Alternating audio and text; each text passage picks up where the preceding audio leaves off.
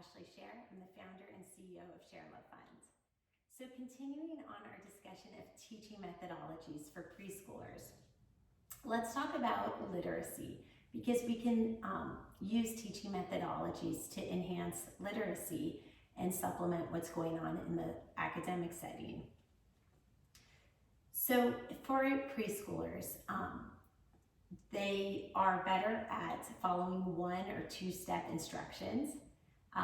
So when we're cueing preschoolers, we can think about that instead of saying, for chair pose, for example, instead of saying, put your arms up and sit back and have your back straight and your neck straight and your feet grounded on the floor, you can just start one at a time, like just start a mountain pose. Everybody imagine tree roots growing from your heels to the ground. Oh my gosh, that's so gross, or that's exciting. And okay guys, imagine a big gust of wind, but it's not gonna blow you over because you're firmly grounded. And then you can, then say the next step. Imagine yourself sitting back, and then imagine sweeping your arms up to the sky, and imagine tilting forward. And then lo and behold, the children are in chair pose, but they just receive the commands 1 or 2 steps at a time. Things like ready position, that doesn't mean that much to this age group, but if you tell them to sit crisscross applesauce, that makes sense. But if you say, have ready position on your mat, that requires them to have memorized how yoga starts. And sometimes that's a little much for this age group. Another way yoga can help with literacy is by telling stories and reading stories.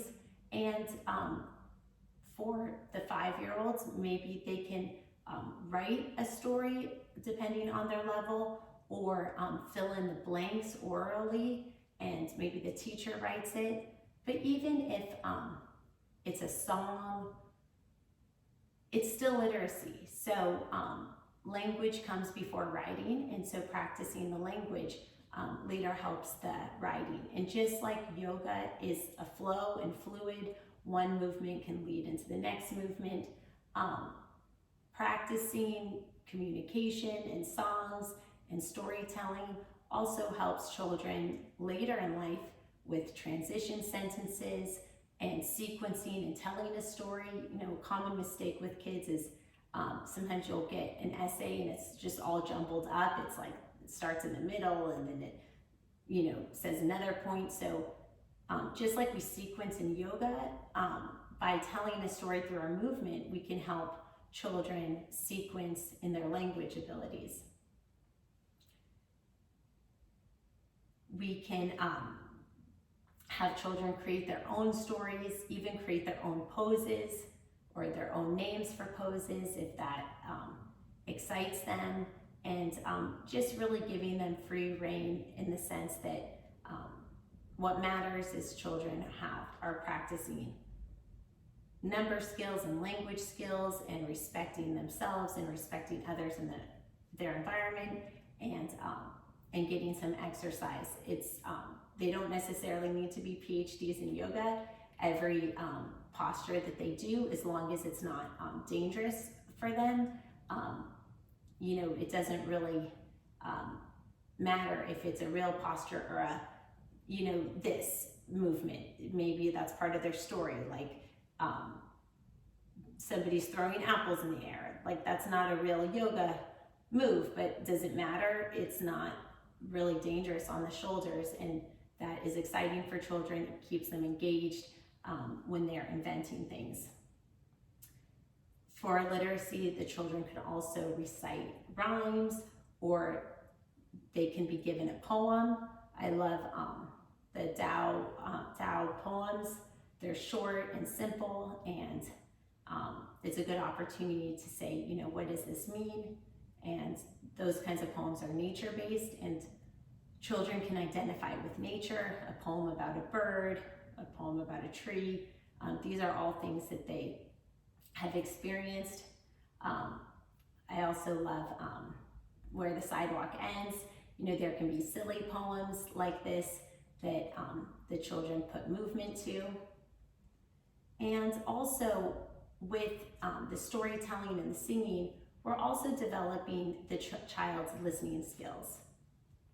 So in light of listening skills, there's also another form of communication and another form of literacy, and that is body language. So one game that I like to play with kids is Bodytalk, where children are asked to find information about each other without saying anything and just trying to read the body language. This helps children with their own body awareness, and because they have to learn how to sort of use their body language to communicate, but it also helps children read and perceive the body language of others. So sometimes at this age in preschool, they're very egocentric, and so by playing this game Bodytalk, the children can start to be a little more sensitive to what someone else is trying to express. And by creating that range of sensitivity, that child might become a little bit more compassionate on the playground. So ideas for Bodytalk are you can go into Savasana and lay down, and what is this saying? Saying I'm tired, or you could motion, come here right away, or I'm excited. The sun salutation, maybe that can be waking up. And there's no right or wrong answer. It's just when the children are guessing and engaged, they're learning something because they're taking a part in their education. Thank you for your time.